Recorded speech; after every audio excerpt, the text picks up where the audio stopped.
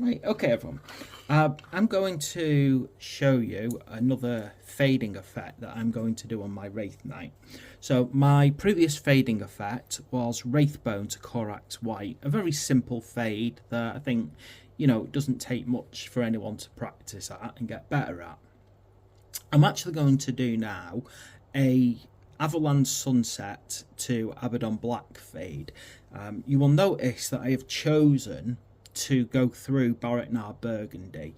So in an ideal world, I would have just done a yellow to black fade. But unfortunately, one of the problems when you do a straight yellow to black fade is unfortunately mixing the paints together gives you, well, it gives you grey, which isn't really the effect that I want to get. So what I would have is I would have yellow fading into grey, fading into black, which isn't really the fade that I would want. I would want a gradual change from yellow to black while still having a kind of mix of yellow and black together.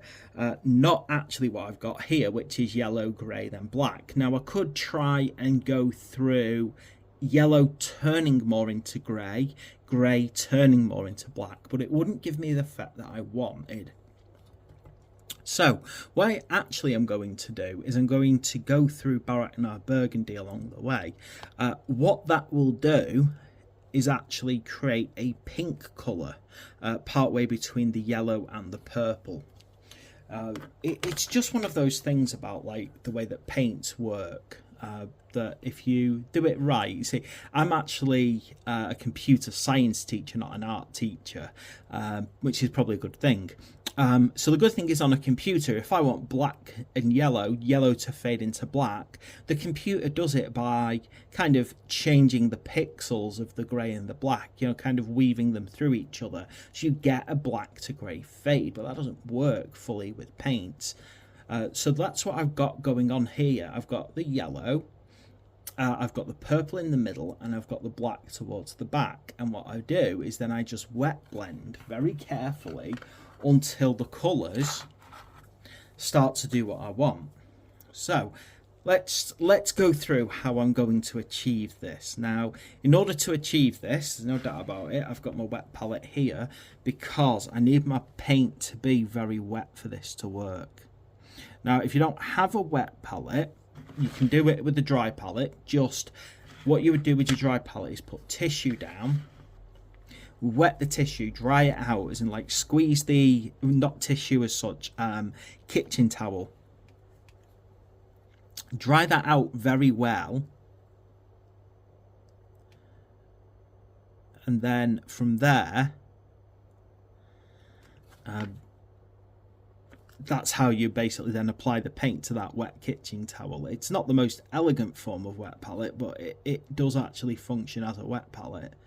Another potential alternative that I've done in the past is you put a little bit of paint on your paintbrush. You have like a medicine cup of clean water and you just dip the very tip of the paintbrush with the paint on it in the water. And that's also another way that I've kind of made a cheap DIY wet palette.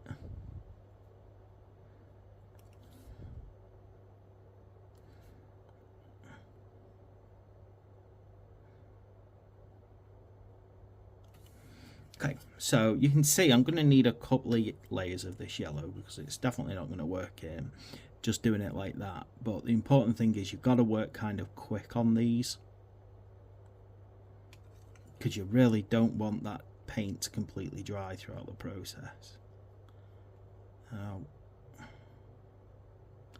sure there's a load of top tier people that if they were watching my approach to this would probably say I'm not doing it good enough, there's a far better way to do it. You know what, good luck to them. I'm sure if you're better, make that better video.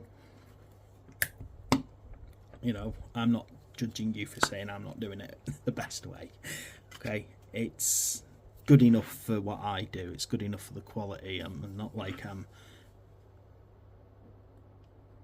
taking commissions. Right, so what I'm doing is getting my Baraknar Burgundy, Just going to lay this down.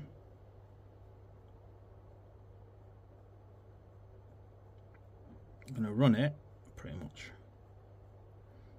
right up to that yellow.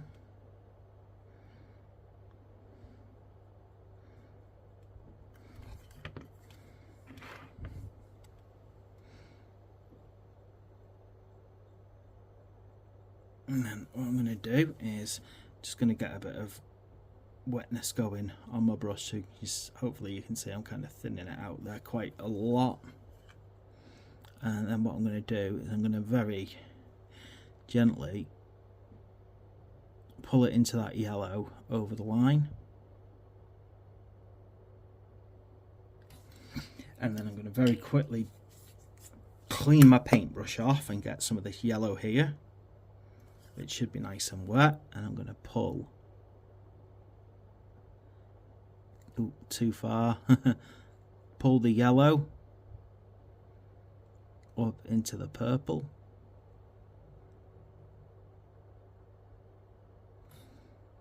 I'm going to mix them together a bit.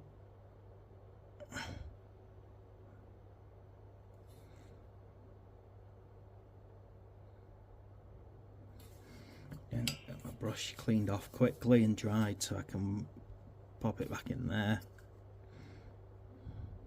Gosh, my brush is fraying. Same again, just pulling downwards. I think my yellow here has gone a bit too... I've got my brush a bit wetter then. Fortunately, it's a very hot day. It's not the best day to be doing this kind of technique.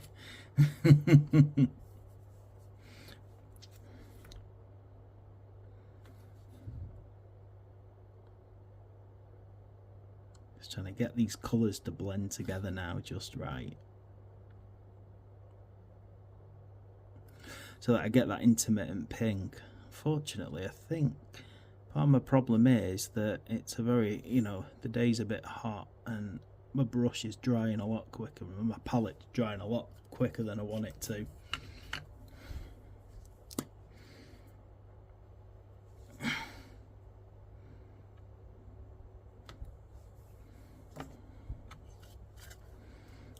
It's just trying to get the colours to blend together in the right order.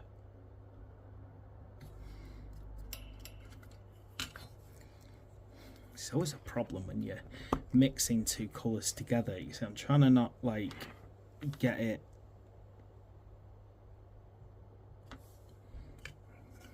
too strong on either count. But see, it feels like I've got a problem today where it's so hot, everything's drying too quick.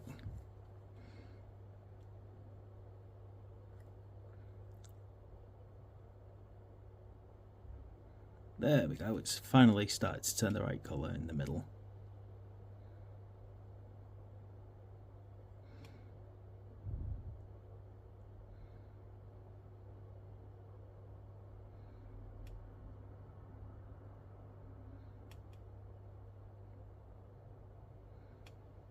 That kind of pink colour.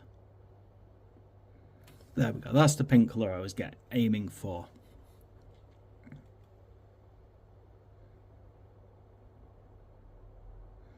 Right there, slap bang in the middle of it. Yep.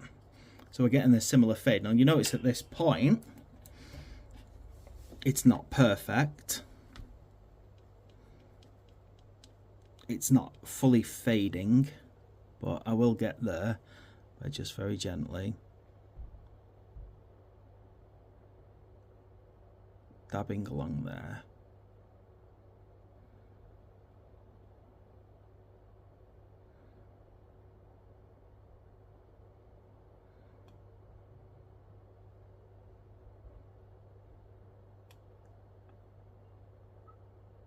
Like so. And then just the same again, a little bit of this yellow to get the fade on this side just right. Too much paint on my brush there, I need to lower that down.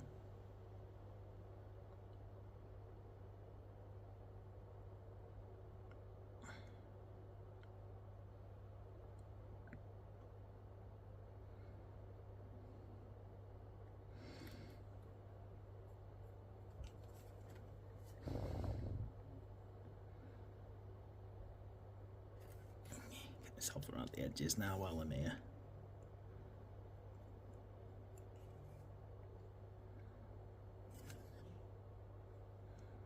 Just trying to really hit the, like, make it nice and solid now. And there we go. That is how I've got the kind of the yellow fading into the purple. Now, just to kind of reinforce that colour on my wet palette, I'm just going to create that colour over here, just so. More towards the middle of it.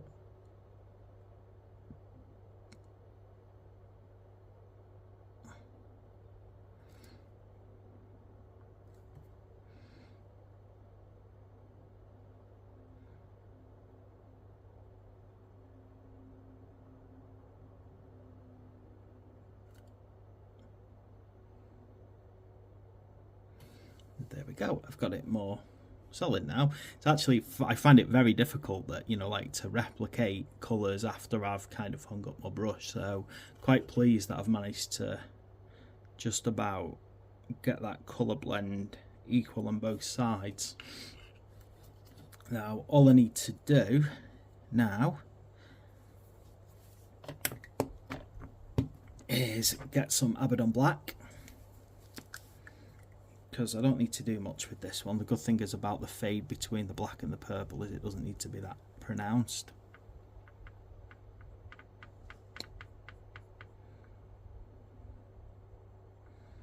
Gotta mix that in a bit. Come on, give me the colour I want. There we go. Black with a bit of purple in it. And over on this side,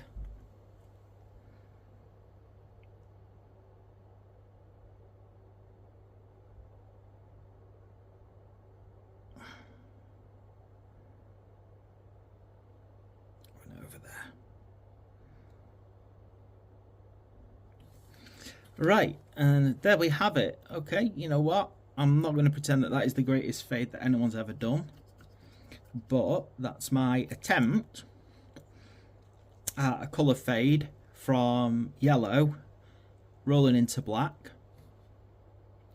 Hopefully, you know, some of you will definitely improve upon what I'm doing there. If you've never done a fade before, you know, love it if someone did better than I've done. I still think there's probably a couple of little bits that I could have done better. Definitely want to improve that there. But other than that, I think I've got myself a little colour fade going there, which is what I was aiming for.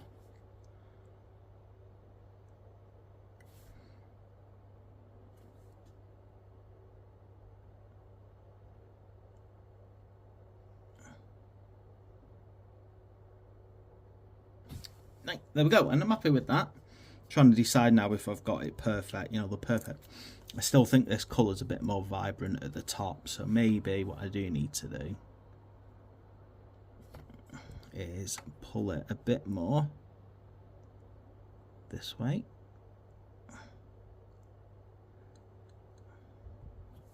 It's always just deciding on, like, you know, when I'm happy, when I'm convinced that I'm done, but I think that's just about right. So that is my attempt at a colour fade from yellow to black using purple as the intermediate colour, the kind of mid point. So I hope you find that useful. Thanks for watching. Please like and subscribe.